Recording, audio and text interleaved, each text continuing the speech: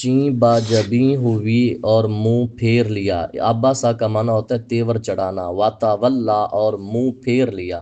ان ایک نابینا. وما آپ کیا جانیں شاید وہ پاکیزہ تر ہو جاتا. ذکروا فتنفعہ الذکریٰ یا وہ غور و فکر کرتا تو نفع پہنچاتی اسے یہ نصیحت. اب یہ آقا علیہ الصلوۃ والسلام نے یہ کس کے بارے ہے؟ منہ پھیر لیا، ایک نابینا آیا، آپ کیا جانیں وہ پاکیزہ تر ہو جاتا. شان نزول کہتے ہیں ذکر غیر واحد من المفسرین، کئی مفسرین نے یہ بات نقل کی ہے کہ آقا علیہ الصلوۃ والسلام ایک دن قریش کے بڑے بڑے لوگوں کو خطبہ خطاب بات کر رہے تھے. مثلا وہ ہے عتبہ، ابو جہل، عباس بن عبد المطلب. کہتے ہیں یہ میرے آقا کیوں کر رہے تھے؟ قد طمع فی اسلامی ہی، ان کے اسلام میں طمع کر رہے تھے کہ بڑے بڑے لوگ آئیں اسلام میں. کہتے ہیں میرے آقا صلی اللہ علیہ وسلم ان کو بیان کر رہے تھے. اچانک عبداللہ بن ام مکتوم نابینا صحابی آئے، یہ پہلے کے اسلام لا چکے تھے. کہتے ہیں فجعل یسأل رسول اللہ صلی اللہ علیہ وسلم عن شیء، آ کر آقا سے کوئی چیز پوچھنے لگے تو میرے آقا صلی اللہ علیہ وآلہ وسلم نے اعراض کیا. کیوں اعراض کیا؟ طمعا ورغبتا فی ہدایتہ، صرف اس لیے کہ یہ جو بڑے بڑے قریشی ہیں نا یہ اسلام لائیں تاکہ اسلام کو غلبہ ملے. کہتی ہیں اس وقت اللہ نے قرآن نازل فرمایا عبسا وتولی ان جاءہ الاعمی، یہ اعمی ہے حضرت عبداللہ بن ام مکتوم. وما یدریک لعلہ یزکی، آپ کیا جانیں یحصل لہ زکاۃ و طہارۃ فی نفسہ، کہ ان کو نفس کی طہارت حاصل ہو جاتی. اور سنیں جی، کہتے ہیں جب آیا نا عبسا وتولی کہ حضرت عبداللہ بن ام مکتوم سے میرے آقا نے اعراض فرمایا، قرآن آ گیا. اس کے بعد میرے آقا صلی اللہ علیہ وسلم یکرمہ، عبداللہ بن ام مکتوم کی عزت فرمایا کرتے تھے. اب یہ نہیں کہ پہلے نہیں کیا کرتے تھے، اب تو قرآن آ گیا عبسا وتولی ان جاءہ الاعمی. اور یہ کون ہے؟ حضرت عبداللہ بن ام مکتوم. کہاں شہید ہوئے؟ کہتے ہیں رأیتہ یوم القادسیہ، حضرت انس بن مالک کہتے ہیں میں نے قادسیہ کی جنگ، یہ کس دور میں ہوئی؟ حضرت عمر فاروق کے دور میں ہوئی. اس دور میں حضرت عبداللہ بن ام مکتوم جنگ میں شہید ہو گئے. کیسے شہید ہوئے؟ کہتے ہیں علیہ درع، ان کے جسم پر زرہ تھی اور ان کے ہاتھ میں کالے رنگ کا جھنڈا تھا. اس حالت میں اس دنیا سے چلے گئے ہیں، شہید ہوئے ہیں حضرت عبداللہ بن ام مکتوم جنگ قادسیہ میں. پڑھیے جی قرآن. من استغنا، لیکن جو پرواہ نہیں کرتا، فانت، اس کی طرف توجہ کرتے ہیں یہ ان قریشیوں کے بارے. وما، نہیں آپ پر اگر نہ وہ سدھرے، واما، آپ جن کو اس وقت کر رہے ہیں وہ سدھرے نہ، لیکن رہا وہ جو آپ کے پاس آیا ہے دوڑتا ہوا وہ نابینے صحابی، وہ ڈر بھی رہا ہے، وہ تو یقین ہے کہ وہ ہدایت لینے آیا ہے. فانت طلحہ، تو آپ اس سے بے رخی برتتے ہیں. کلا، کلا ایسا ہرگز نہیں، انہا تذکرہ، یہ قرآن نصیحت ہے. فمن شاء ذکرہ، سو جس کا جی چاہے اسے قبول کرے. یہ قرآن ہے کہاں؟ فی معزز صحیفوں میں ہے، مرفوع. قرآن ہے بلند مرتبہ ہے، پاکیزہ ہے. کس کس چیز سے پاکیزہ ہے؟ کہتے ہیں دنس، میل سے قرآن پاکیزہ ہے. الزیادہ، قرآن زیادتی سے پاکیزہ ہے. النقص، قرآن زیادتی اور کمی سے پاکیزہ ہے. انا نحن نزلنا الذکر وانا لہ لحافظون، جیسے اترا ہے ویسے ہی ہے، کمی زیادتی سے پاک ہے. بیعیدی، کن کے ہاتھوں سے لکھا ہوا ہے؟ کاتبوں کے ہاتھوں سے لکھا ہوا ہے. تو یہ کاتب، یہ جو صافرہ ہے اس کی تفسیر کہتے ہیں ہی الملائکۃ، یہ صافرہ فرشتے ہیں.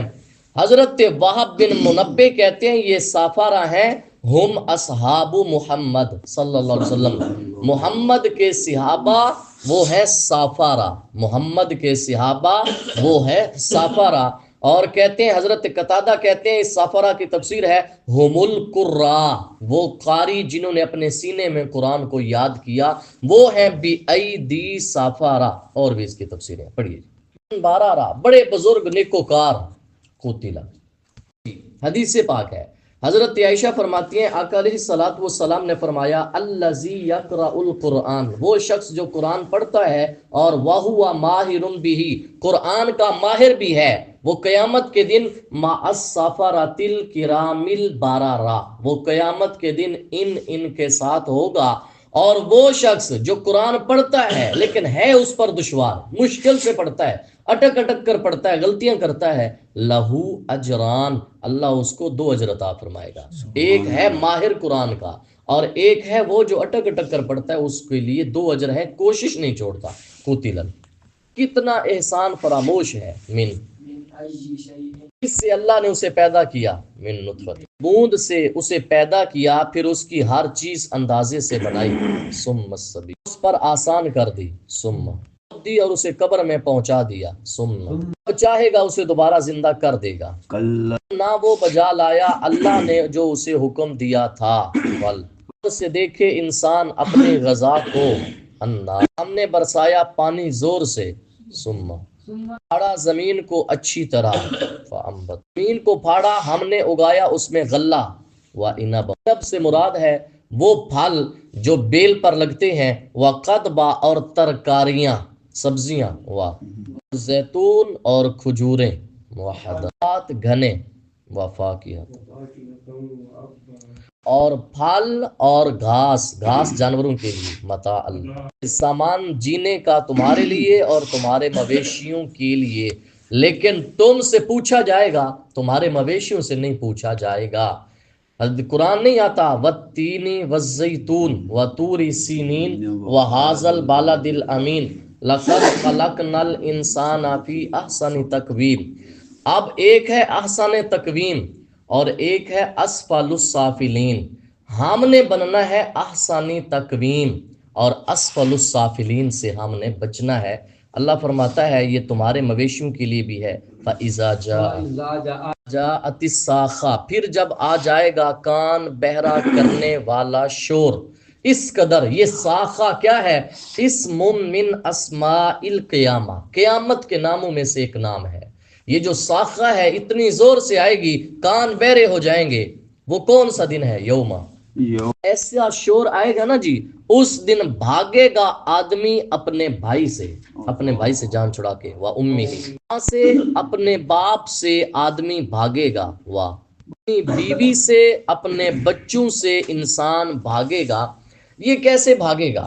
تفسیر سنیں، کہتے حضرت اکرمہ کہتے ہیں قیامت کے دن ایک شوہر اپنی بیوی کو کہے گا، الفاظ سنیں، کہے گا ایا بالن کن تو لاکے، کیا میں دنیا میں تیرا شوہر نہیں تھا؟